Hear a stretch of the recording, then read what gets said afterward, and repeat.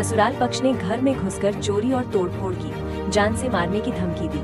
पीड़िता 2 दिन से थाने के चक्कर काट रही है, लेकिन अभी तक मुकदमा दर्ज नहीं। पुलिस जांच जारी, पीड़िता ने सुरक्षा और सख्त कार्रवाई की मांग की।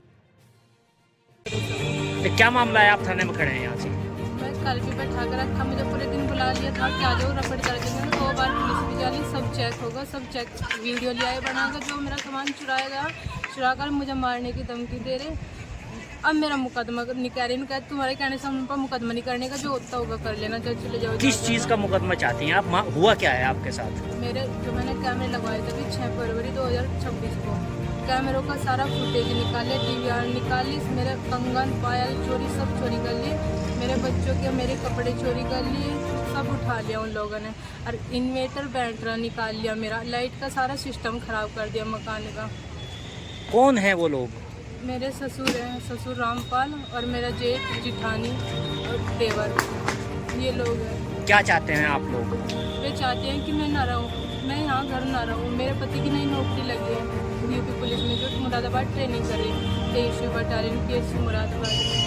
तो ये मुझे अब रखना नहीं चाहते और ना रहने दे रहे, मारने की धमकी दे रहे। जबकि मेरा मुकदमा चला उनकी प्रति 2024 से, पति का पति नाम निकलवा कर ट्रेनिंग कर रहा।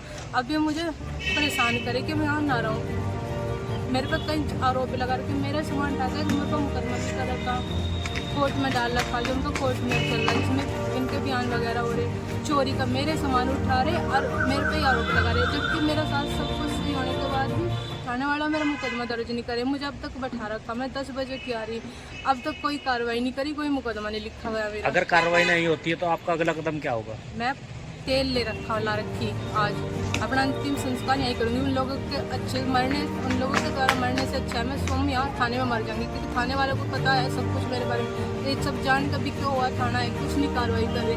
मैं आज बहुत परेशान हूँ, नहीं तो मैं आज अपना मर जाऊँ, मरने के लिए तैयार हूँ, जिसके जिम्मेदार मेरे थाने वाले और मेरे पूरा ससुराल पक्ष हुआ था।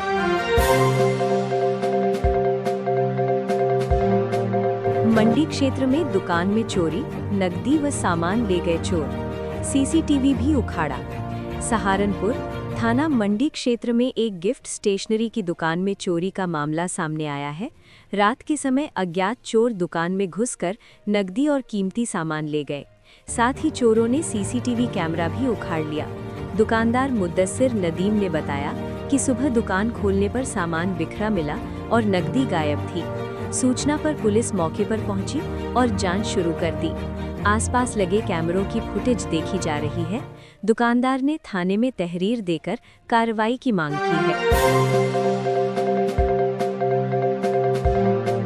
नूर बस्ती स्थित वार्ड 54 में लंबे समय से लंबित विकास कार्य अब तेजी से पूरे किए जा रहे हैं। पार्षद के प्रयासों से क्षेत्र में सड़क निर्माण की शुरुआत हुई, जिसका शुभारंभ पार्षद प्रतिनिधि कलीम अहमद ने फीता काटकर किया। ये सड़क फुरकान मलिक के मकान से मोहम्मदिया मस्जिद तक बनाई जाएगी। जर्जर सड़क के कारण लोगों को काफी दिक्कत होती थी, खासकर बारिश में हालात बदतर हो जाते थे। सड़क निर्माण शुरू होने से लोगों में खुशी का माहौल है। कलीम अहमद ने मिठाई खिलाकर खुशी जाहिर की और कहा कि जन सेवा ही उनका मुख्य उद्देश्य है। इस दौरान शौकत अली, शकील सुनार, अनवर मलिक, डॉक्टर इमरान, बाबू अंसारी, मोटा फुरकान सहित कई लोग मौजूद रहे। बड़गांव के ग्राम बढ़ेड़ी राजपूतान निवासी पूर्व ब्लॉक प्रमुख नीलम राणा के इकलौते पुत्र अभय राणा का इलाज के दौरान निधन हो गया है। बढ़ेड़ी राजपूतान निवासी देवपाल राणा की रुड़की कोर्ट में पेशी के दौरान हत्या कर दी गई थी। देवपाल राणा की हत्या के बाद से ही पूर्व ब्लॉक प्रमुख नीलम राणा अपने पुत्र के साथ हरियाणा के कुरुक्षेत्र में रह रही थी। हरियाणा के शाहबाद में अभय राणा की मारपीट हुई थी, जिसमें सर में गंभीर चोट आने के बाद उसे अस्पताल में भर्ती कराया गया था, जहां इलाज के दौरान अभय राणा ने दम तोड़ दिया। अभय राणा की मौत के बाद उनके पैतृक गांव बढ़ेड़ी राजपूतान में शोक की लहर दौड़ गई है। गंगोह क्षेत्र क्षेत्र के गांव बानुखेड़ी में पुरानी रंजिश एक बार फिर हिंसा में बदल गई, जहां दो पक्षों के बीच विवाद इतना बढ़ गया कि देखते ही देखते दोनों ओर से जमकर लाठी डंडे और धारदार हथियार चलने लगे। इस खूनी संघर्ष में करीब आधा दर्जन महिलाएं घायल हो गई, जिससे गांव में अफरा तफरी का माहौल बन गया। सूचना मिलते ही स्थानीय पुलिस मौके पर पहुंची और हालात को नियंत्रित करते हुए घायलों को उपचार के लिए अस्पताल भिजवाया। मामला कोतवाली गंगोह पहुंचा, जहां दोनों पक्षों की तहरीर के आधार पर पुलिस ने जांच शुरू कर दी है। बताया जा रहा है कि घटना का वीडियो सोशल मीडिया पर तेजी से वायरल हो रहा है, जिसका पुलिस ने संज्ञान लेते हुए जांच तेज कर दी है। अधिकारियों का कहना है कि दोषियों के खिलाफ सख्त कार्रवाई की जाएगी। हज 2026 के लिए सऊदी अरब सरकार ने कई सख्त नियम लागू किए हैं। मस्जिद अल हरम और मस्जिद अन नबवी में फोटोग्राफी और वीडियोग्राफी पर प्रतिबंध लगाया गया है, जिसका उद्देश्य हज यात्रियों की निजता और सुरक्षा को सुनिश्चित करना है।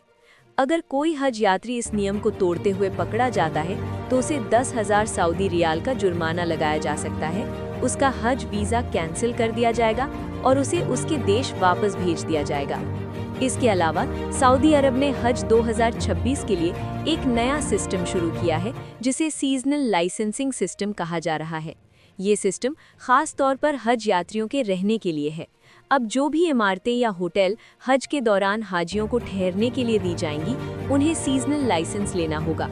हज 2026 के लिए अन्य नियमों में शामिल हैं पति पत्नी के लिए अलग कमरे, पति पत्नी को हज यात्रा के दौरान एक ही कमरे में रहने की अनुमति नहीं होगी, खुद खाना बनाने पर पाबंदी।